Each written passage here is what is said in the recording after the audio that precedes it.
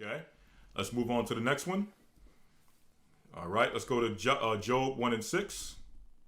Job chapter 1, verse 6.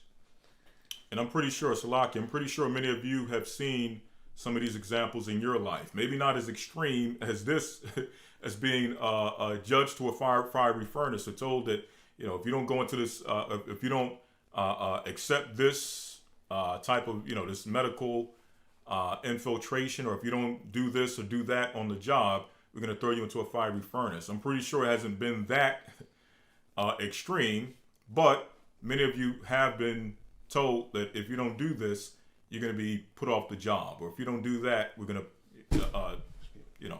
we're going to fire you.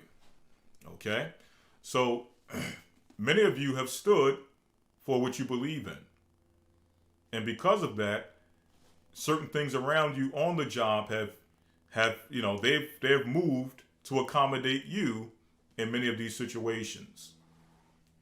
Okay, because you wouldn't bend, you wouldn't break, things started to move and shift to where now you're accommodated.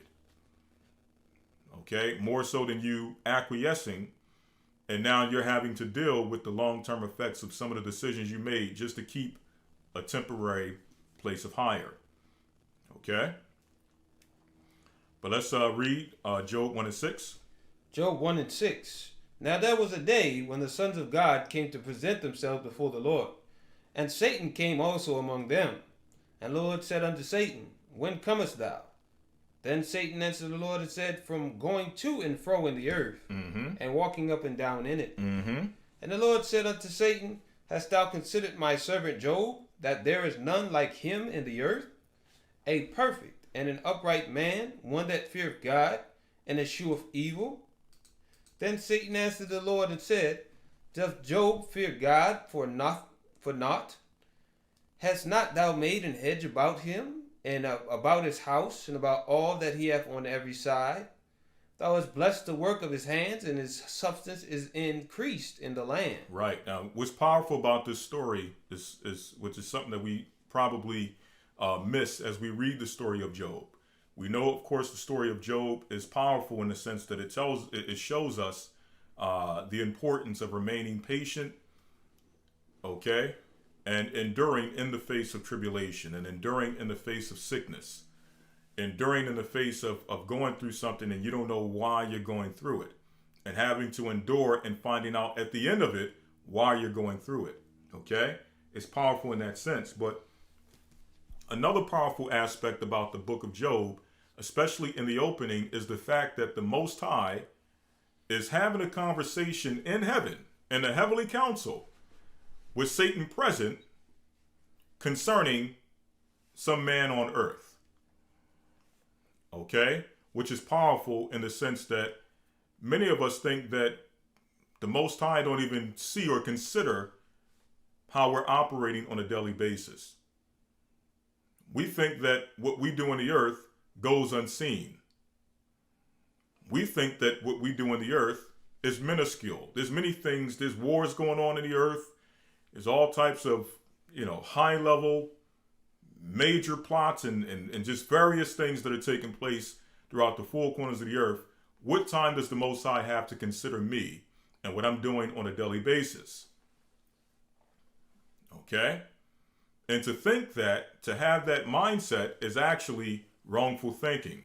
There's a report on everything that goes on throughout the four corners of this earth, including what we do and how we operate on a daily basis.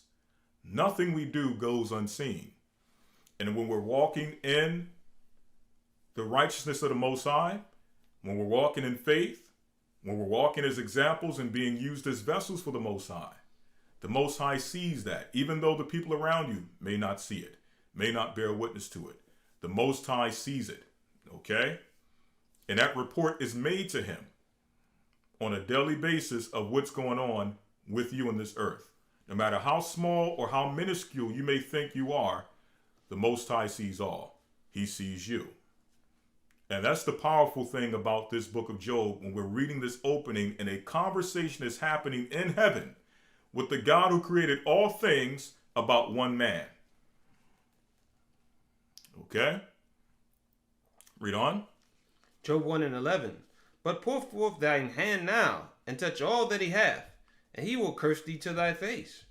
And the Lord said unto Satan, Behold, all that he hath is in thy power. Only upon himself put not forth thine hand. So Satan went forth from the presence of the Lord. And there was a day when his sons and his daughters were eating and drinking wine in their eldest brother's house. And there came a messenger unto Job, and said, The oxen were plowing, and the asses feeding beside them. And the Sabeans fell upon them, and took them away. Yea, they have slain the servants with the edge of the sword. And I only am escaped alone to tell thee. While he was yet speaking, there came also another, and said, The fire of God is fallen from heaven, and hath burned up the sheep and the servants, and consumed them. And I only am escaped alone to tell thee.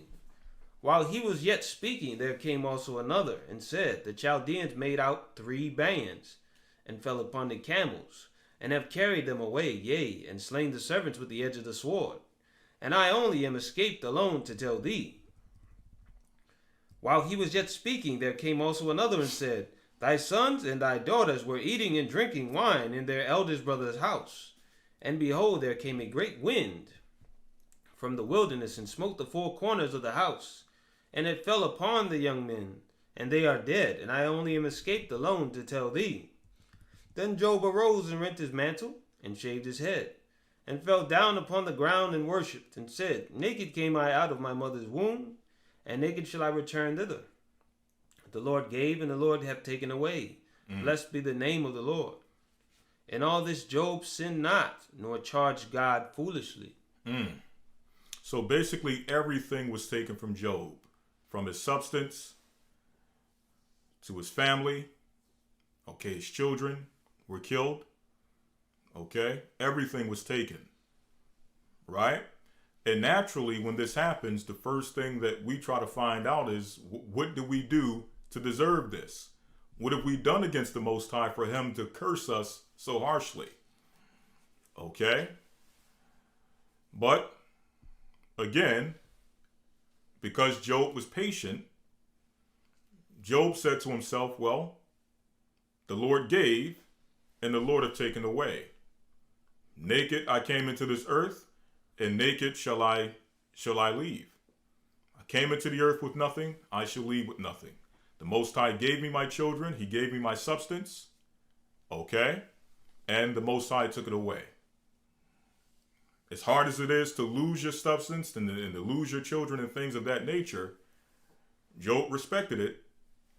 And, hey, he went into his state of mourning, as one would naturally do. If you lose these things, all of these things, consistently, he went into a state of mourning. Now, as you read the book of Job, we see examples of his friends coming and his friends telling him, well, it's because you did this against the Most High. This is why the Most High judged you so harshly.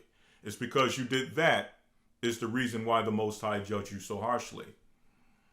Okay? And they came with wisdom, they came with wise sayings, and they came with these whole speeches telling Job that it's because you did this that God has now cursed you. And it wasn't until the end, till Job went through it and endured it, that the Most High revealed himself and said, your friends have spoken foolishly.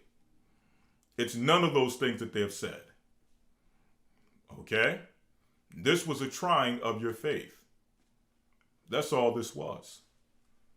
This was to prove that your substance had no bearing on your love, your honor, and your loyalty to me. That's what God was proving through Job. Okay? Now, if Job would have took heed to his friends, if Job would have simply said, and it went on and cursed the Most High with his mouth, he probably would have never seen the end of his tribulation. Which at the end of his tribulation, we know that he was prospered even more than what he lost.